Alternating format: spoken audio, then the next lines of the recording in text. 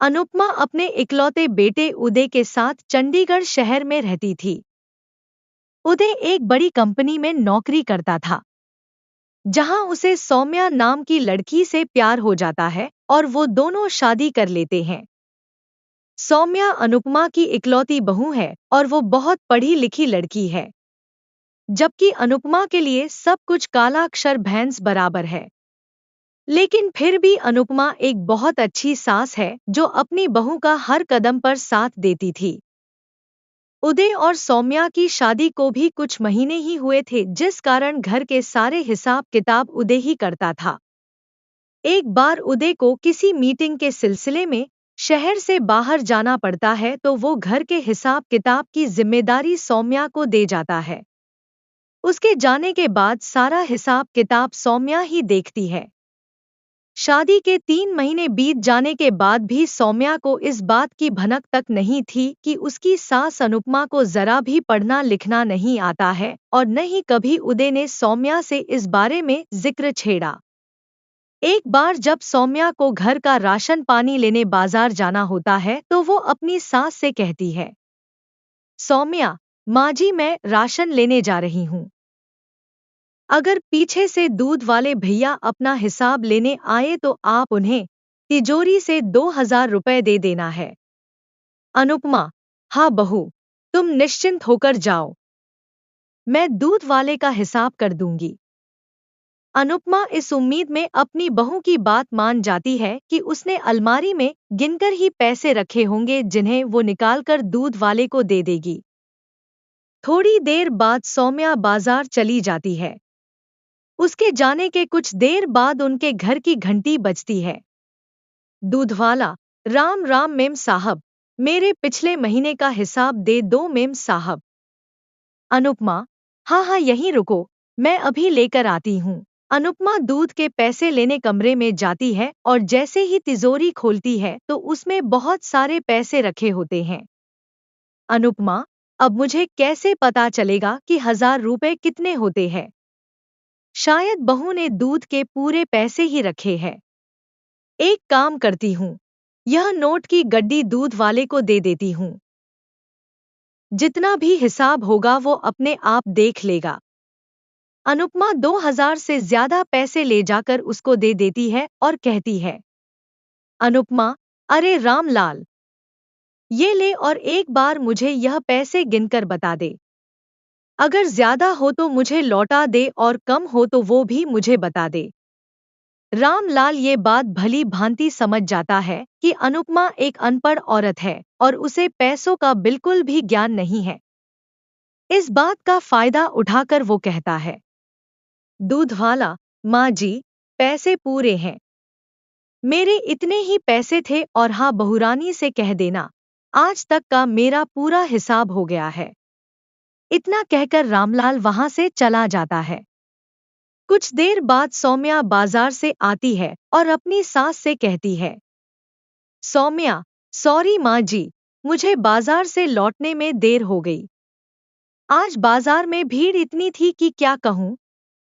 अच्छा माँ जी, क्या दूध वाले भैया अपना हिसाब ले गए? आपने उनका हिसाब कर दिया?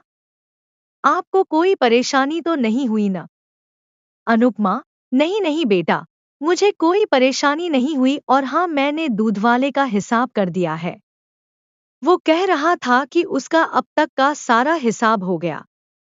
फिर भी तुम एक बार तिजोरी देख लेना कि कहीं पैसे कम तो नहीं हुए। इसके बाद सौम्या आकर अपने कमरे में जाती है और तिजोरी खोलकर देखती है तो वहां पैसे कम होते हैं। वो आकर अनुपमा से पूछती है, सौम्या, माँ जी, आपने पैसे किसी और काम में भी खर्च किए हैं क्या? वहां से पैसे जरा ज्यादा निकले हैं। बुरा मत मानिएगा, मैं तो बस इसलिए पूछ रही हूँ कि आपने कहीं पैसे ज्यादा तो नहीं दे दिए, क्योंकि तिजोरी में पैसे 1,000 रुपए से ज्यादा निकाले हैं।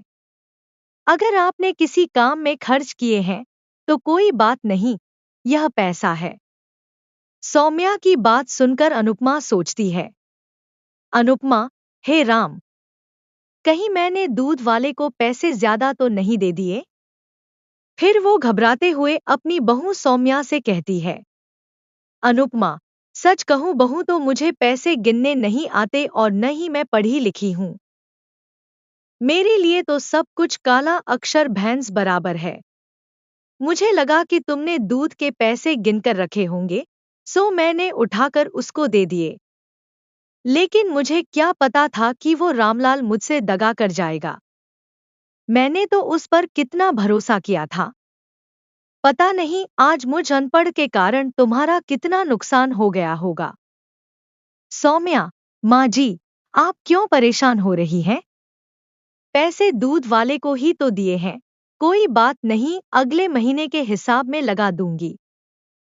लेकिन माँ जी एक बात बताइए, अगर आपको पढ़ना नहीं आता तो आप ये बात मुझसे कह देते।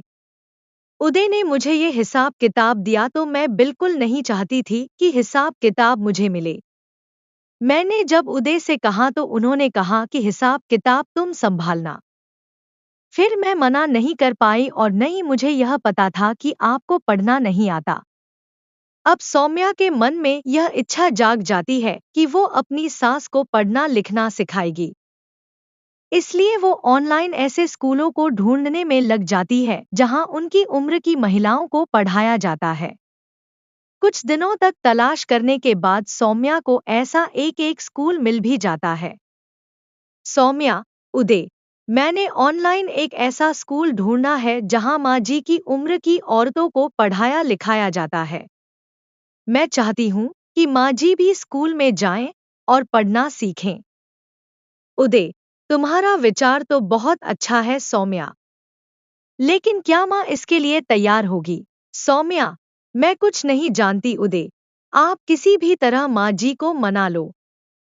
उदय अपनी माँ से बात करके उन्हें स्कूल जाने के लिए मना लेता है। फिर वो दोनों जाकर अनुपमा का एडमिशन करवा देते हैं। अगले दिन उदय अनुपमा को स्कूल छोड़ आता है। कुछ दिन स्कूल में पढ़ने लिखने के बाद अब अनुपमा को पढ़ना लिखना आ जाता है। फिर एक दिन दूधवाला अपना हिसाब लेने आता है तो सौम्या अपनी सास को आवाज लगाकर कहती है, सौम्या, माँ जी, जरा एक बार दूधवाले का हिसाब कर देना। मैं रसोई में कुछ काम कर रही हूँ। अनुपमा, ठीक है बहू, तुम अपना काम निपटा लो, तब तक मैं इस दूधवाले को निपटा कर आती हूँ। फिर अनुपमा पैसे लेकर जाती है और दूधवाले से कहती है, अनुपमा, रामलाल, तुमने मुझसे अनपढ़ समझकर पैसे ठगे थे। तुमने ये मेरे साथ अच्छा नहीं किया। तुम्हारी ईमानदारी पर मैंने कभी शक नहीं किया। वो तो भला हो मेरी बहू का जिसने मुझे सच सच बता दिया। मैं तो खामखा तुम्हें ईमानदार समझ रही थी। आज के बाद अगर कभी किसी हिसाब में गड़बड़ हुई तो मुझसे बुरा कोई नहीं होगा। रामलाल को अपनी गलती का एहसास हो जाता है और वो अनुपमा से हाथ जोड़कर माफी मांगते हुए कहता है, दूधवाला, मुझे माफ कर दीजिए मैम साहब। इतने नोट देखकर मैं लालच में आ गया था, इसलिए झूठ बोल दिया। आगे से ऐसी गलती नहीं होगी। अनुपमा आंखों में आंसू लिए रसोई में आती है और अपनी बहू से कहती है, अनुपमा, सौम्या बहू, आज सिर्फ तुम्हारे कारण मुझ में इतनी हिम्मत आई जो मैं ये हिसाब कर पाई। आज मुझे पढ़ाई की अहमियत समझ आ गई। बहू, पढ़ाई करके जो आत्मविश्वास और समाज में इज्जत मिलती है, उसका भी अपना ही मजा है।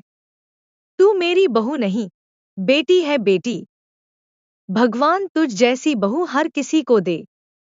सौम्या, माँ जी, ये सब आपकी मेहनत का ही नतीजा है जो आपने समाज की परवाह किए बिना अपनी पढ़ाई जारी रखी। मुझे गर्व है कि आप मेरी सास हैं। दोनों सास बहू आंखों में खुशी के आंसू लिए एक दूसरे को गले लगा लेती हैं। यह सिर्फ एक कहानी नहीं है, बल्कि एक प्रेरणा है। एक सास ने साबित कर दिया कि शिक्षा का रास्ता हर किसी के लिए खुला है। तो याद रखें, किसी भी उम्र में शिक्षा की शुरुआत कभी भी हो सकती है। अपने सपनों को पूरा करने के लिए कभी देर नहीं होती। इस वीडियो को देखने के लिए धन्यवाद। हमारे चैनल को सब्सक्राइब करना न भूलें।